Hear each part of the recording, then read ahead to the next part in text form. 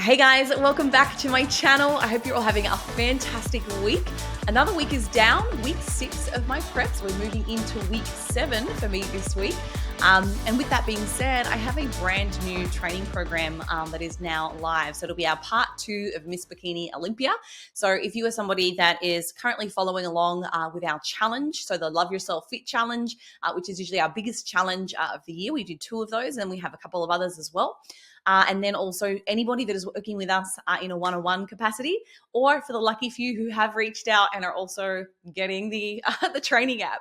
So I'm very excited to start that this week. I have no idea how I'm going to feel with it. I'm hopeful that, I guess, based on the number of exercises that I've prescribed and the types of exercises between compound and accessory movements, that at least my energy expenditure is pretty similar between those. But I guess after a week of tracking, we'll soon find out. So I'll talk a little bit more about that here in a moment. I also will be going over all of your questions from last week's YouTube video. So I'll pull up YouTube, get those questions up, and I'll go through and answer them.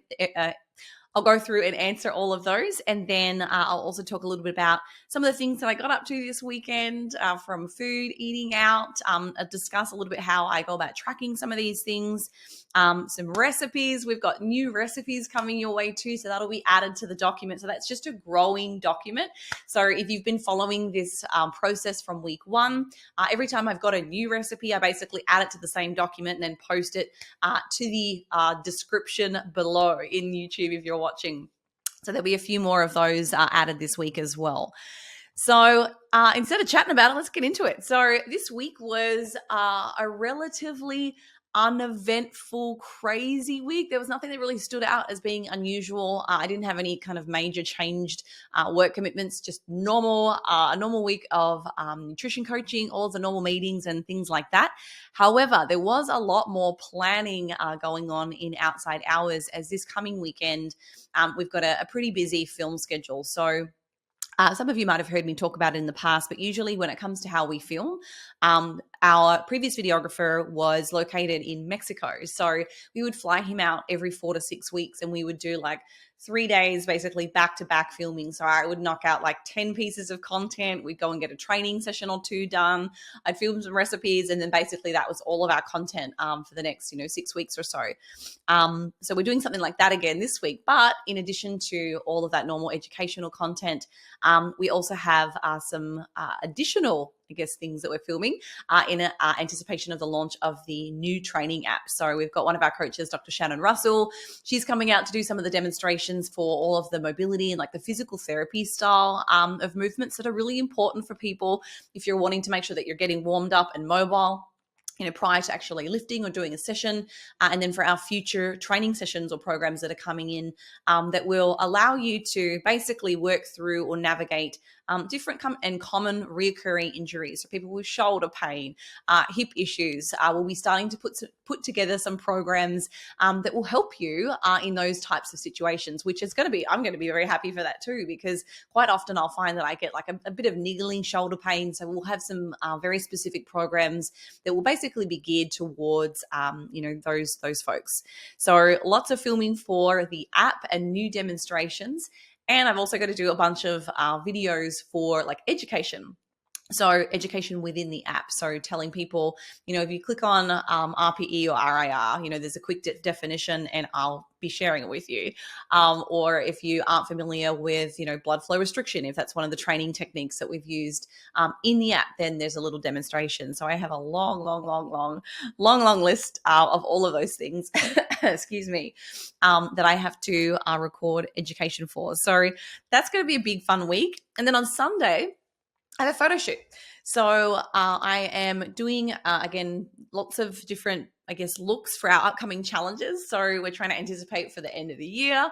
So we're doing all of our winter looks. We're doing some of our spring to summer campaign that are coming up here in, very soon in March. We'll be doing our next challenge. So just kind of putting together like the photo boards, getting all of those clothing items purchased, making sure that everything is organized right down to it to buy a big backdrop. So typically I've done photo shoots like outside of the home, or at least my workplaces in the past historically, they've either been home or we've had a small facility, but there was nowhere to set up, like a big backdrop. So because I am just here on my own, I'm like, I don't care if my house is my studio. So we kind of block off part of my home to doing all that. So I've bought this 10-foot by 20-foot big white, backdrop.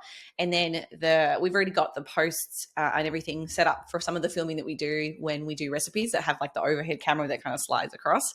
So now we have something where I can actually just do still shots for like all of our YouTube videos. So I've been trying to put together some fun outfits for summer and winter, and I can't wait to see how they turn out. It's going to be a really fun day, but so much organizing goes into that just to make sure that everything's delivered, and then making sure that you have to order basically 2 sizes of everything.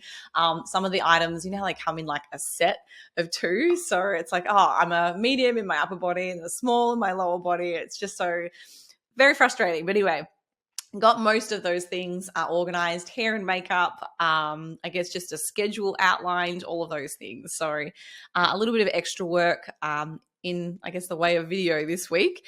But I think kind of going through the week, Friday is usually like the fun day for me where I finally get to relax. And I had a really awesome date night planned, because my partner, he's in Tampa and I am here in Fort Lauderdale. We don't get to celebrate Valentine's Day together this year. So we were like, we'll do it on Saturday the weekend before, or Sunday, Friday the week before.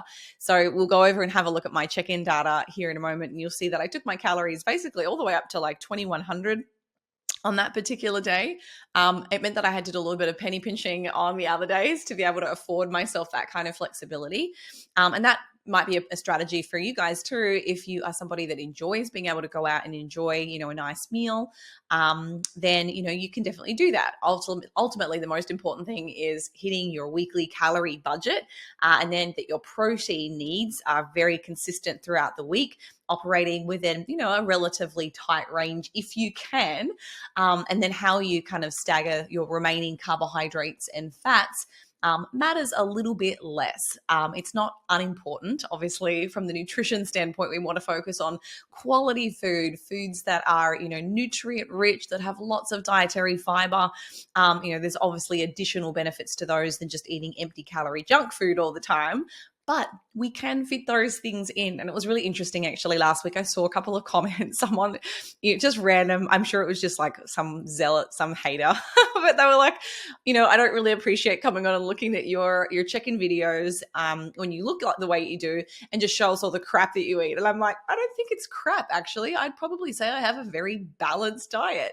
And I do make sure that I afford myself some flexibility. And yes, but I go out and eat at really nice restaurants. It's not like I'm eating garbage processed meats from like a burger restaurant or something. Like, I go to nice restaurants where they're using good produce. It's really tasty. So whoever that person was. But anyway, so I had a really fun time this weekend. I'll be able to show you some of the foods and things as we go and look at my check-in data. On Saturday, my gosh, I think I'm still recovering from this cold. For anybody that's had a flu or something like that lately, it doesn't kind of leave you immediately. It's like you still feel a little bit, down in regards to energy for the following week.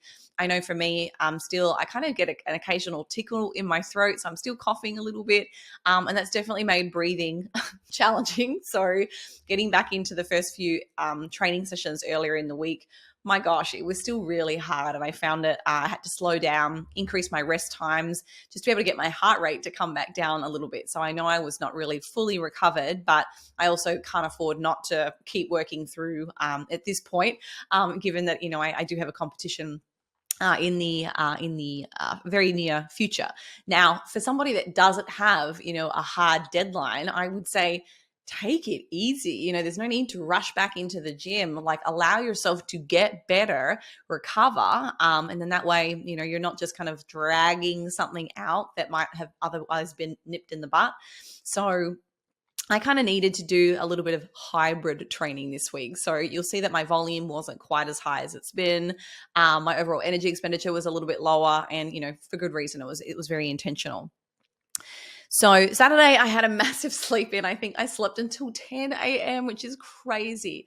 I decided not to train on Saturday. I was like, you know what? If I'm going to have date night on Friday, I want to go and enjoy myself and then not have to like rush up in the morning, to be anywhere to do walks or what have you. So I did get a beautiful walk in on Saturday morning. It has been so lovely here in Fort Lauderdale.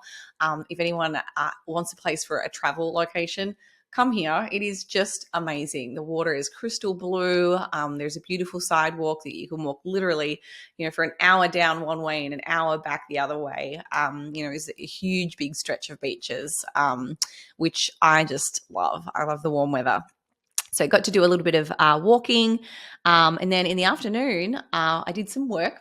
It's pretty standard for me on the weekends, just kind of getting caught up on my growing number of emails in my inbox.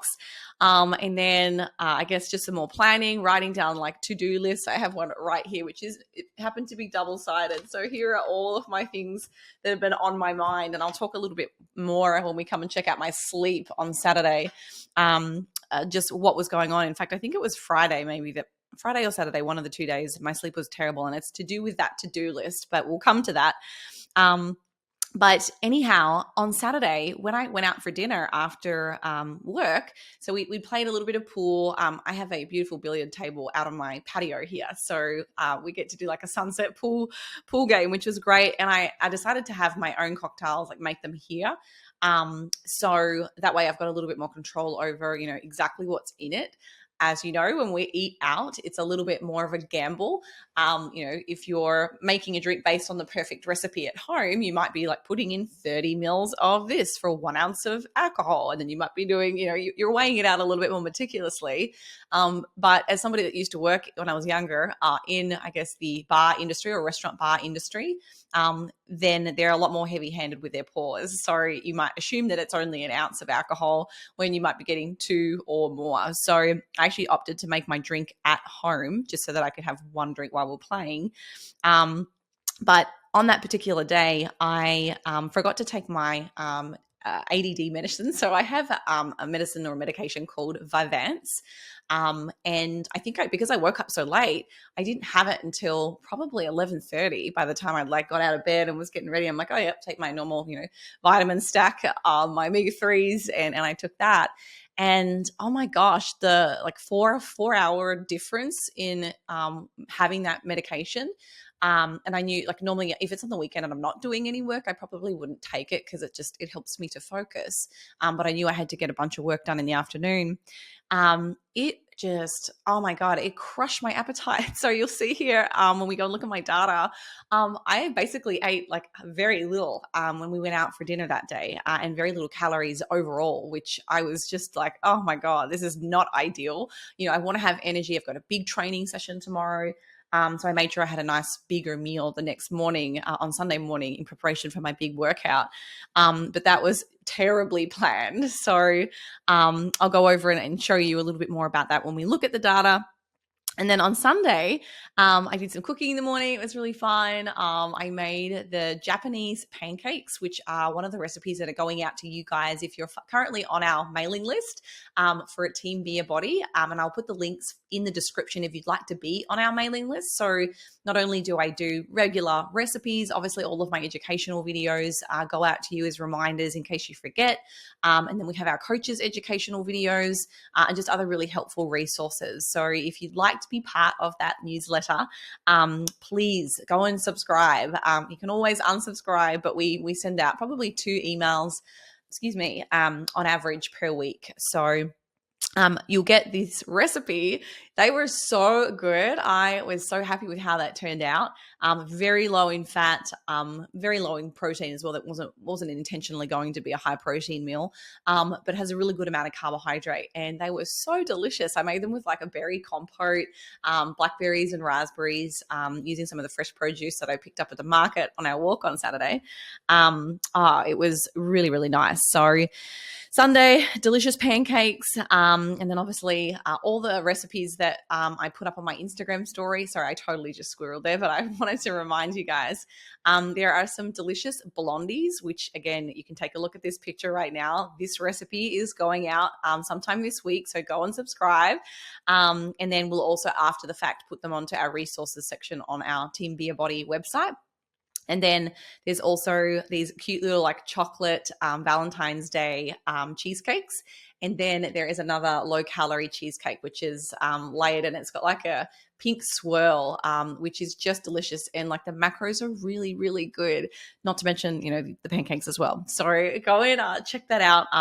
I actually can't wait to make some of these during the week. It'll be delicious.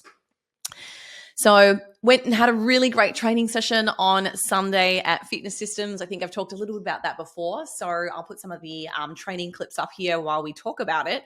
But that session ended up thankfully being the right number of exercises. I didn't have to catch up from any. I made sure that I got all my work, or at least day 1, 2, and 3 done during the weekdays, so that I didn't have any extra that I needed to do on Sunday, because it ends up being a really long program with 10 exercises already included. And I also got an opportunity to do some of my posing practice as well. I forgot to say, Saturday I did a posing class online, I guess, and just did about an hour of going through how everything is run, I guess, with this particular federation, the potential differences that might exist for how you come onto the stage, whether it's an I walk or just a V walk, etc. So that was very helpful. And then we got a delicious delivery of Megalicious cookies. They came in the mail, so you've already tasted a few of those. And they are absolutely delicious. Hopefully the video is playing on the screen right now for you. But the way that I track those for anybody that is curious about, how do you fit these kinds of delicious, gigantic things in your diet? Well, firstly, you're not eating the whole thing. Like, they are like the size of your entire fist. I think if you weigh them, they're like close to 200 to 300 grams, depending on which one. The peanut Reese's Buttercup, sorry, other way around. The peanut butter Reese's cup. Oh my God, I'm so dyslexic. That was unreal. But how I track the regular cookies is I use an entry similar to like the Toll cookie, like the raw cookie dough. And then, based on the weight of the cookie, so you put it onto the scale, whatever or however much you're planning on having. It's not a difficult thing. Slice a big chunk off, pop it on the scale, and then that is what I would enter that in. So, they're very dense. You obviously don't get a whole lot of bang for your buck, but I mean, I love that kind of stuff. I'm such a sweet tooth. And if I had to forego those types of things during prep, I wouldn't do it. Like, it wouldn't be worth it. Like, to me, I really appreciate good food. I also really appreciate having a good social life and being able to go out and enjoy myself with, the people that I love and care about on the weekends. So, those things all definitely stay when I prep. I've also got some new meal prep recipes coming for you. I talked a little bit about this earlier, and I have finally contracted a personal chef, and I think I'd mentioned maybe in one of my last videos. So one of the ladies, Chef Marlene, she was involved in our recent Team Beer Body new book. So we have a brand new recipe book. Some of you guys have probably seen me talk about that in previous videos. She was like such a massive help in the preparation that day when we were filming and doing all the shooting for all the images that you see. I still had so much other work to go on with, like I'm coaching and all of the things in meetings. I'm like, I don't really have any free time on my schedule to also, do all of the prep for it. And you wanted to kind of do it all fresh too, so everything looks good. So she came up and actually was here for the 2 days that it took us to shoot that, which was so helpful. So I have just hired her to do my personal chef work for the rest of this prep. Hopefully we can make something work. She lives in Miami. It's about a 50-minute drive from where I am. I drove down to her on Sunday night. I was so tired. I'm like, oh no, but it was fun. I had good company, played some good podcasts, and enjoyed the trip thoroughly. But I've got chicken teriyaki, a beef garam masala, which is, again, I don't know what it is about Indian food, but we had a lot of it when we were growing up. But then I completely stopped eating it, during my like adolescence and, becoming a young adult, just because it was, mostly rice, relatively high fatty cuts of meat and lots of oil. So, if you wanted to buy those in a store or at a restaurant, yeah, they're very high in fat. But if you make them at home, you can definitely modify, how much oil you're using, the types of protein sources. You can choose leaner options.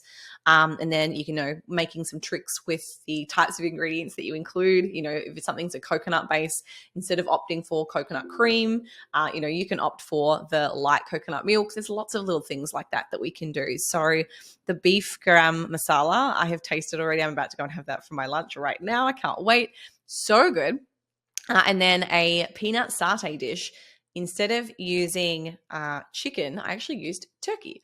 So that's a recipe in there for you. And then I've also got a peanut butter gelato, which if you follow me on Instagram, you will have seen me post that earlier this week.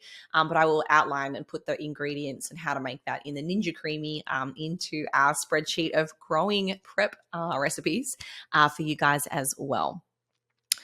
Okay, so let's go and have a look at all of my data.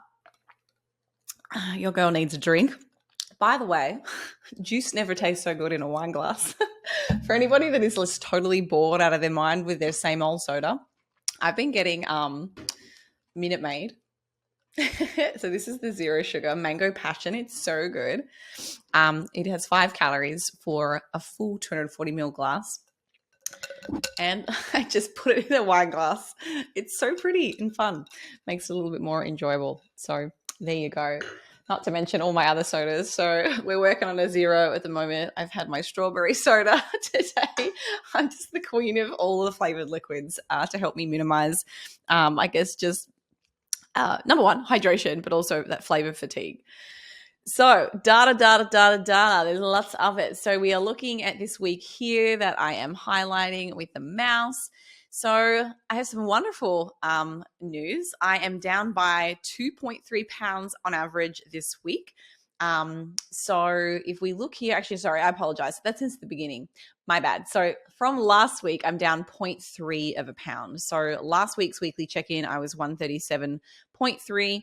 This week, I am 136.9.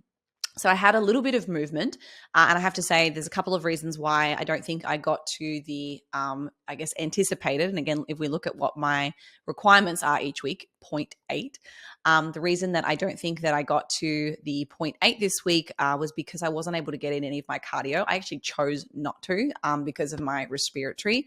So one of the things that I've been trying to do in previous weeks is 2 30-minute HIIT workouts. I usually just do them on my Peloton here at home. It's super convenient. I've got the bike out on the patio. It's really nice, good breeze. But this week I was like, no, not going to be doing any HIIT. I'll try to get my steps in instead. So it was a little bit of a compromise, and I knew that I'd probably mean my energy expenditure was down. But I still had some movement, which is really good.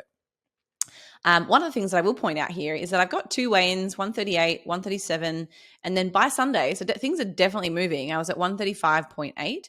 And then today, this morning, 135. So I know that I'm still getting some good weight loss, which is excellent. But I am going to be giving myself an adjustment for calories this week. So we'll see what those are in a moment. But coming over to my nutrition, so you can see here, numbers are kind of all over the place. I actually underate, and again, that's directly because of this day here, Saturday, where I mentioned to you that because I woke up so late, slept in, still had my normal medication, and it just blunted my appetite. So I had a couple of meals throughout the morning. By the time we got to dinner, I was like, I'm not really feeling very hungry. And, it's an expensive restaurant. So I'm like, I've made this mistake in the past. I don't know that I want to, go and order a bunch of things like we usually do and then not eat them because they're never as nice the next day. So that's why my overall calorie compliance is down. Protein was perfect, which is very good. There was one day, Saturday, again, that was the day where I just didn't and couldn't force feed any more food. So I'm happy that I got to 80. It's not my best day, but it's certainly not my worst. So overall, pretty happy with the caloric consumption, with the exception of that one day. Then for my carbohydrates, you can see they kind of cycle all over the place, and that's totally fine. Like I mentioned in previous videos, because my training programs are pretty similar in intensity, the caloric expenditure has been mapping out pretty similar, within 100 calories or so. I don't feel a strong need to cycle my calories for a hard workout because they're all hard. So it really is, okay, well, how am I feeling today? How's my my appetite? Has there been anything else that might influence whether I need to eat more or not? For example, if there was a day where I'm like, okay, I'm going to be staying up way later tonight to work, I probably need to afford myself another snack, as I venture into the hours of midnight, so that I can have something else to eat then.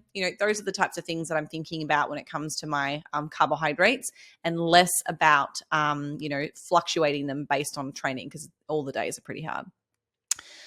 Same with my dietary fats. You can see here, I'm not going to count this day here because that was unusual, but you can see my lowest fat day was 32. My highest fat day was 59, and that was the night that I went out to the restaurant. Oh my God, can't wait to show you what I had. It was so amazing. And then how I tracked it. So my fiber, that came in at 31 grams. So that was a little bit higher as well, from at least previous weeks. So I'm at 31. This day definitely will have taken a bit of a dent in bringing that average down, but it is what it is. So I will endeavor to have a better week this week with fiber.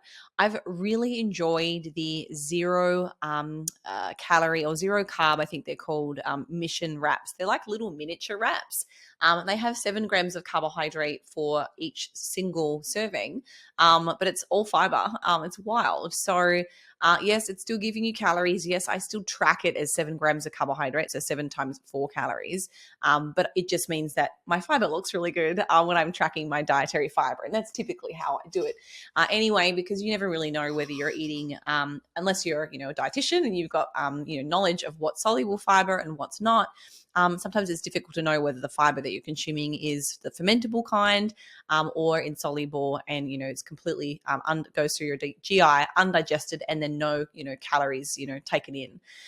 Whereas soluble fiber, if it's very fermentable, it can be broken down by the gut microbiome. Some of those byproducts created by that fermentation process can actually then get reabsorbed back across the intestinal lumen, and then they enter back into the bloodstream. So now we've got energy back in our system from that fiber. So that's why some fibers are potentially 0 calories if they're an insoluble dietary fiber, whereas if you're consuming soluble fiber, then you might be getting, say, 2 calories or so, per gram, unlike a refined carbohydrate, a sugar carbohydrate, which would be the full 4 calories per gram. So I digress. Let's go over and have a look at my sodium. So that seems to be pretty similar from week to week. I occasionally will have, if I go out and eat sushi, which I did have some on the weekend, that's why that number shot up a little bit. And you'll see some of the sources that I've tracked definitely contributed to a higher sodium intake on that day. But it's not really all that much different from what I previously have. You can see here, it's usually in the 2s, high 2s here. I'm not sure what was that week. I think I just forgot to add in those numbers. But, I wouldn't be expecting to see any major changes, at least on average, this week, due to, having a full week of all high sodium meals, which, that would elevate your weight. If you every single day had really high sodium compared to what you're used to, your body would retain more water as a result. So that's also something to be mindful of if you are, trying to, work through a fat loss phase. If you're kind of changing out recipes and then that becomes like a new staple for you, if it's significantly higher in sodium than something that you've previously consumed, because you're now permanently almost elevating your sodium levels because that's something that you like, you have it frequently, that would mean that your total body water ends up being a little bit higher and it stays higher. So keep that in mind as well. Okay, so coming over to have a look at my, subjective data. So my total hours of sleep for this week are 46. Now, this is really, really low, and that is because of the Saturday evening where I took my Vyvanse way too late in the day, and I was also, not only did I not eat, I freaking lay there and looked at the ceiling. I was so mad. I was like, go to sleep, go to sleep, go to sleep. Go to sleep, go to sleep, go to sleep. So I got up, I literally wrote this list at like 3:30 and I'm like, maybe if I get all my thoughts out of my head and onto my paper, which can be a very good strategy, by the way, if you struggle with insomnia or you're feeling really stressed, going to bed, get the stuff out of your brain so that you can forget about it. You're not going to forget now because you've written it down. That was part of my problem. I think I just kept like ruminating and ruminating. And then because I just couldn't sleep because it's a stimulant, oh my God, it was so frustrating. So that's probably only happened one other time in my life. And I will not do that again. So note to self, don't take your medication if it's going to be around the hour of noon. So yeah, that day really sucked. If we go and have a look at my individual data points here, I think I put down 2 hours. I literally was looking at the clock like for the entire night. I think 6 a.m. rolled around. I'm like, you've got to be kidding me, Holly. So I think I got up, fed my cats, and then I think my partner at that time, he was like, oh yeah, come back to bed for a little, like just sleep. I'm like, yeah, easy for you to say, but I think I just laid there. So I don't know that I ever actually really rested. So I was very upset about Sunday morning, thinking that I've got to go to training and I hadn't eaten the day before. It was all panning out to be a terrible day. But I actually had a really good training session here on Sunday. You can see I mixed my days around a little bit. I wanted to do day 3 on Sunday, which is fine to do, doesn't really matter. What I did do a good job this week was spreading out my workouts a little better to help with some recovery. Previously, they've always been like basically Friday, Saturday, Sunday, Monday, because they're the only days that I'm not working like a crazy person. So, recovery would potentially be limited or suboptimal. But this week I actually kind of had a pretty good day. It was like Monday and then Tuesday and then Friday and then Sunday. So only 3 days back to back this week. What else? Let's go over and have a look at this sheet again because it's got a little bit more of the detail.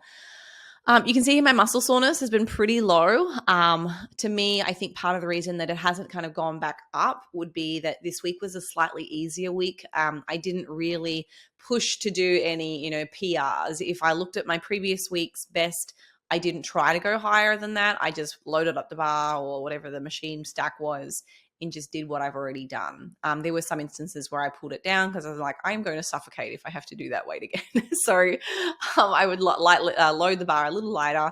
I might either do a few more reps or I would just rest a little bit longer too. So hunger, obviously that's kind of been a steady 7. Saturday, I put 5 just because that particular day I didn't eat, obviously, from like the hours of 6 onwards. It was just really frustrating. Came back up right away the next day, thankfully. This is a very short-acting medication.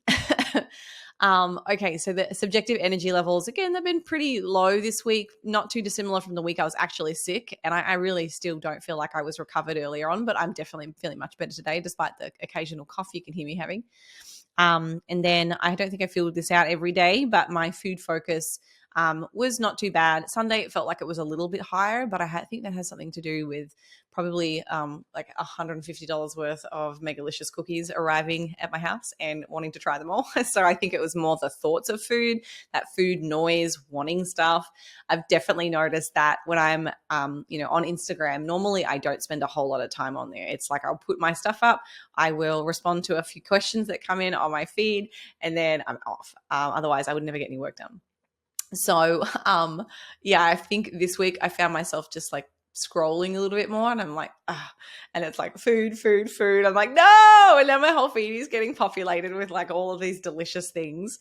Or I'm like, oh, I've got to try that. Oh, I'll have to try that. So I definitely am starting to see the effects of that food focus, which is inevitable. It's you just have to suck it up, buttercup, if you're trying to diet. There's obviously all the things we can do with fiber, spacing meals evenly throughout the day, making sure that you've got foods that you really love, that you look forwards to. There's nothing worse than dieting and being like looking at your fridge and going, yuck. Yeah, cool. I have spinach and eggs left. Yay. So I think there's a really important component of having foods that you really enjoy, but this is kind of part and parcel. No period this week, but I am due to get it in a few days. And this morning when I went for a walk, it's today Monday, so I had the most like excruciating pains. I think the entire 60 minutes of walking today, I was just like, ow, ow, ow, ow, ow. Thought I was going to have a child. I'm sure it's nothing in comparison to what laborious kicking pains feel like, but it was up there. So hopefully I don't offend any ladies that are like, please, child, go have a baby and then come back. But it was really uncomfortable. And I think I do have a pretty high pain tolerance. It's just my gut, like GI related, is so bad. Okay, so that just about sums up, I guess, all of the subjective scores.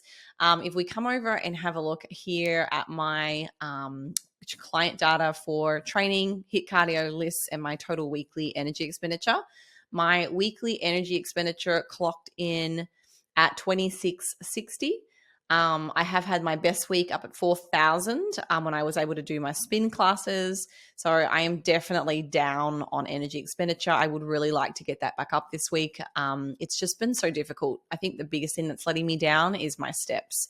I'm just so stuck on my computer. There's so many projects going on at the moment and things that I'm still really involved in that I can't 100% delegate, because it's like, well, we need you to review all of this data, or, I'm still responsible for putting all of our workout programs into our apps and creating them. And then, that creative directive in a lot of stuff. So, and then obviously just, you're in business, you know what I'm talking about.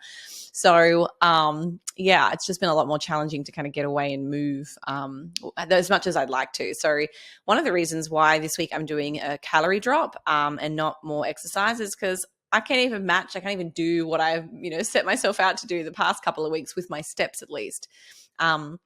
So instead of putting that extra burden on me, which might mean that I, get to bed at a really ridiculous hour, I think I'm just going to cut my calories this week. So I got 14,000 pounds of volume for this final week 6 of the Miss Bikini Olympia program.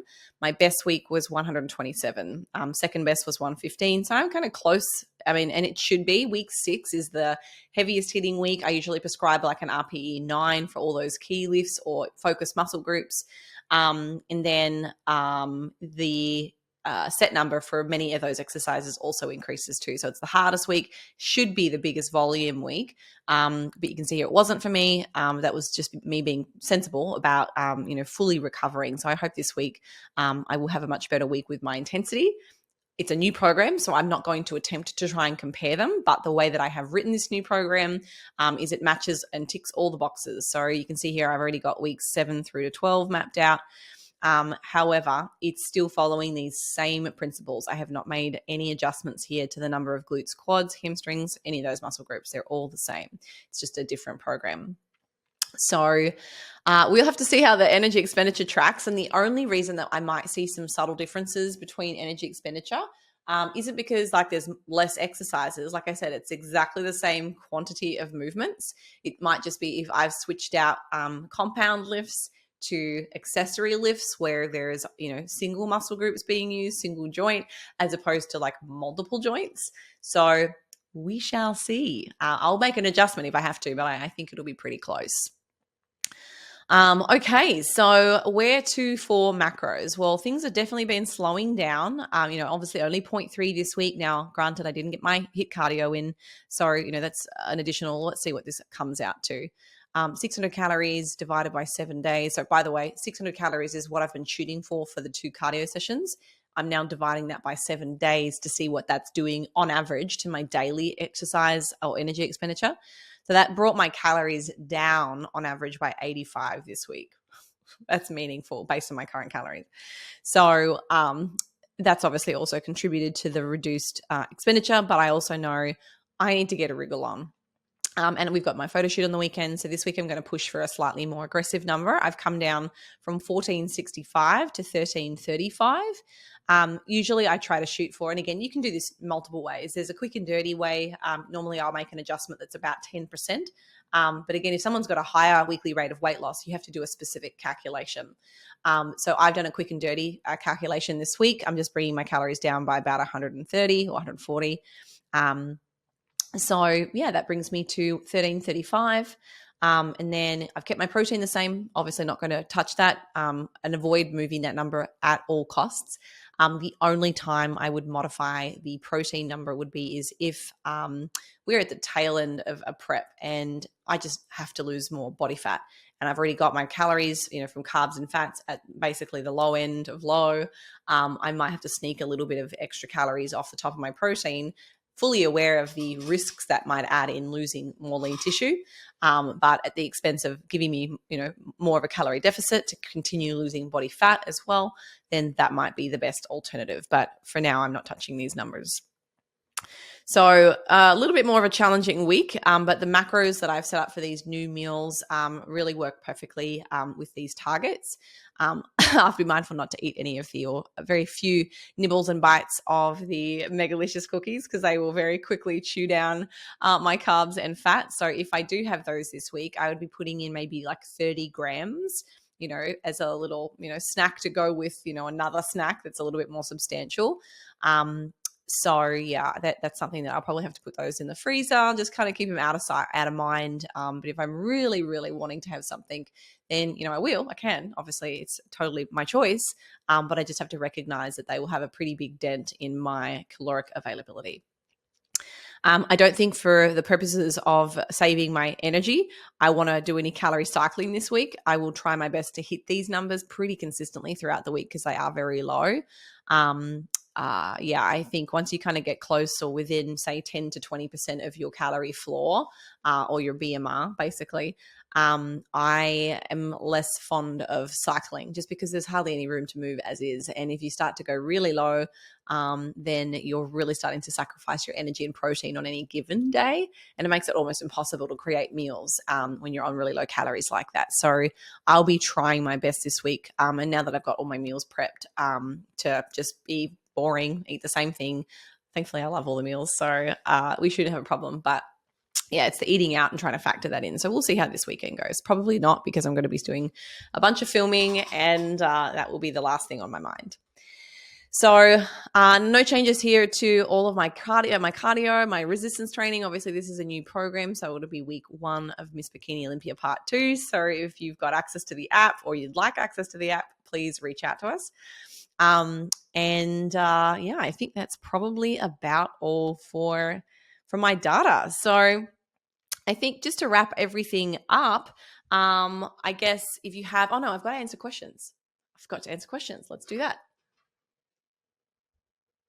Okay, so over to the Q&A, I guess that have come through from last week's check-in video. So we've got like 45 comments. I just went through the first few and lots of these are just very happy and very glad that I'm kind of posting these. So I'm so happy to hear that you guys are enjoying the content. Somebody here had asked me about discussing my prior builds and the process that I went through for those. So I'll try to be cognizant of not making this go too long. But I've done probably 4 builds or 4 building like phases since 2015, we'll call it. And each of those building phases has probably been about 6 months, with the exception of 2020, where I did basically the entire year as a build because I took off. I didn't do any competitions. Obviously, it was also COVID. So I thought that was a really good opportunity to, get to work, not having any, comps to prepare for. So during that build, I have often allowed myself to kind of get back up to maybe 20-21% body fat. So for me, right now at 135 pounds, I get up to 155. Just to give you some perspective, that's a pretty big increase in body weight. So I'm definitely sitting at a body fat percentage that I'm not planning on staying at for a very long time, but it's a body fat percentage that I know will make sure that I've got adequate energy availability to train really hard and to, push to failure or very near to get muscle growth. So, and then from a time perspective, we've got to think back to some of those conversations that I've had with you about, how fast does a muscle grow? And if you haven't got a copy of my book, The Complete Exercise Guide to Muscle Hypertrophy, there are several chapters in there that kind of specifically break down how a muscle grows from a mechanistic perspective, and then what we typically see in the research. And in fact, we also published a recent study with colleagues from the University of South Florida, which was about training volume. And we basically kind of broke down, here's what most of the research would suggest. There are a couple of key papers that have gotten a lot of attention because there are some influences on those papers that tend to get circulated, and then, that everything else becomes noise. So we have a paper, and I guess I can link that in the notes below. If you'd like to read it, it's super simple. It's probably a 15-minute read, but it really is eye-opening. But anyhow, in that book, we talk about, I guess, what the typical rates of muscle growth look like over an 8 to 12 week study intervention. And it's kind of sad, to be honest. It's like 0.2 to zero point 0.3 of a centimeter, which is like not even the size of my little fingernail. So if you're looking for meaningful, appreciable muscle growth, you need years, in a building phase. Now, you don't have to do it all in one go, but the most direct route is direct. You go straight through. You don't worry about spending any time in a deficit because you're feeling uncomfortable in the way that you look. That's an appearance based thing. So for every week that you're basically looking back going, okay, I'm going to do a cut now because I'm not really comfortable here, that's if you did 8 weeks of cutting, that's 8 weeks you're adding to the time frame it's going to get to where you need to be. So the most direct way is straight there. Without any cuts, but not many people are willing to do that. And, had I known what I know now, I totally would have done that. It's just the information was still at its infancy. Back when I had started lifting, there was definitely no flexible dieting, 15 years ago. So, there's just a lot of more new information that we've been able to discover through, randomized control trials and then the meta-analyses that kind of follow. So I'll pop a picture of my physique when I first started lifting to, I guess, where I am at now.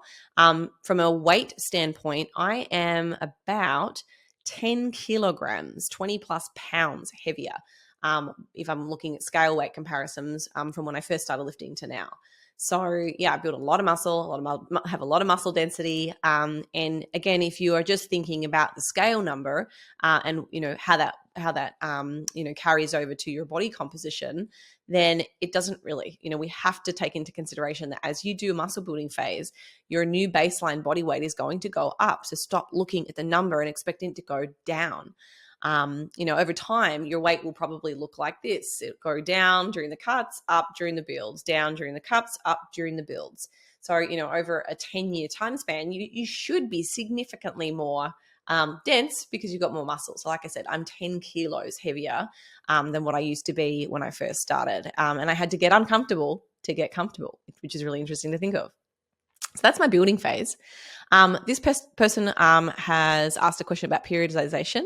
So I just finished reading your new book. I'm not a competitor or pro athlete, but I am a personal trainer, and I've almost never deloaded because I just love the burn. Okay. It sounds like they had a few injuries and such. And then the very part, the actual question is, how long should you deload or how often should I deload and for how long? So I think the answer to this is going to be really dependent on the individual. And part of the reason for that is that we all, I think, have different, muscle adaptation response. Some people are responders, some people are non-responders, and it might take a lot more work for somebody to, see appreciable changes in their body comp. But it also might mean they have to work, at a different intensity to get to where they want to go. So that intensity of training is going to be one of the major variables of, how frequently you probably need to take deloads. If you are constantly training at an RPE 9, whilst that's great for eliciting a hypertrophy response, it's also going to probably increase your potential risk for injuries and just discomfort in general. So, you might take several weeks operating at an RPE 9, and it might get all the way through to like week 8, and then you're like, okay, I'm starting to feel really broken. Take more of a reactive style deload, and you drop your volumes basically down by about half. And I would do that for about a week, or as long as you feel like you need to till you start feeling recovered, where you're not chronically in pain and sore everywhere. And, back to your high training intensity again. Like if you think about, an area under the bell curve, you want to spend as much time up here, training at that high intensity to get maximum, muscle growth adaptations versus, training here at like an RPE 6 or so. Firstly, it's just not going to initiate the same kinds of muscle growth response. And then, you can take deloads too, but if you're just operating this really narrow margin, then you're not really going to be getting much growth either. So, I like to push really hard and then I will take time off, but I try and listen to my body more than anything. And I think the average person probably doesn't train anywhere near hard enough to get those muscle growth responses. and they probably take deloads far too often because especially, when their training isn't that hard in the first place. So again, how often should somebody take a deload? It really depends on, well, how hard do you push? What are your training sessions like? What are your symptoms? There's so many things that we can think about when it comes to training deloads. So the time frame specifically, it's maybe a week is probably a good amount of time, at least at a lower intensity of training, to start feeling better again.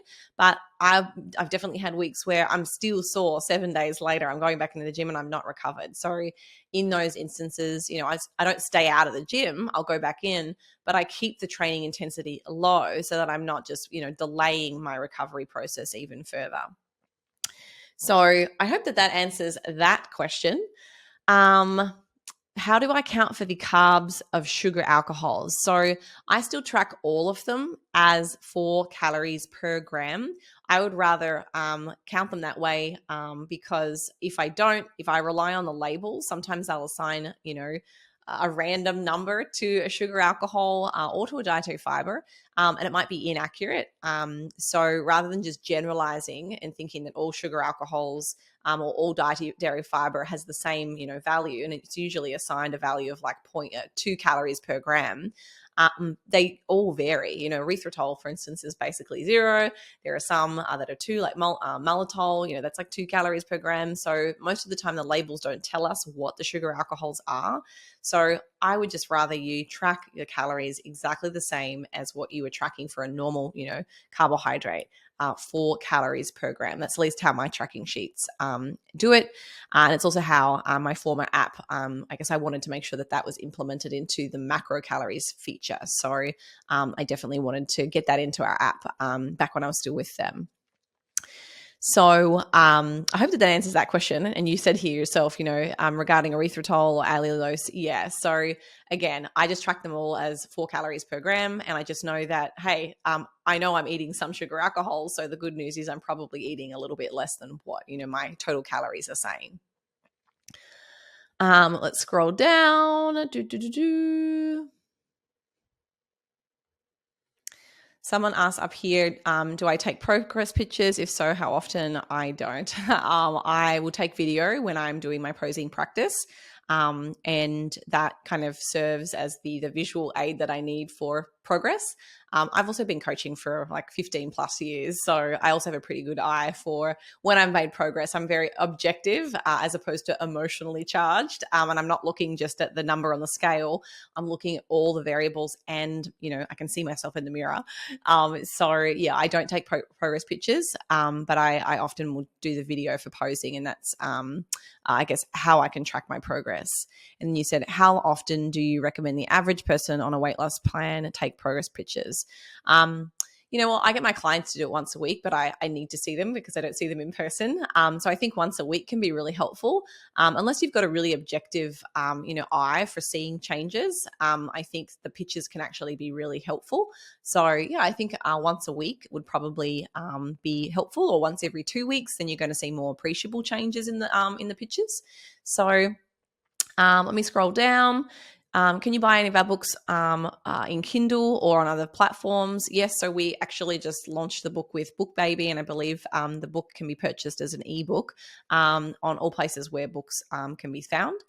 And then I am 171 centimeters tall for this person that's asking. And I think that's probably about all. This is a longer one, and I think I responded, so I won't answer that one here. I think that's about all. Okay. Alrighty, guys. So that is everything from me for this week. I hope you all have a fantastic week, and I am about to go and do a singing lesson. Wish me luck. Maybe I'll post some of that stuff to my Instagram once I've got a song learned. But anyway, I'll see you next week, guys. Bye.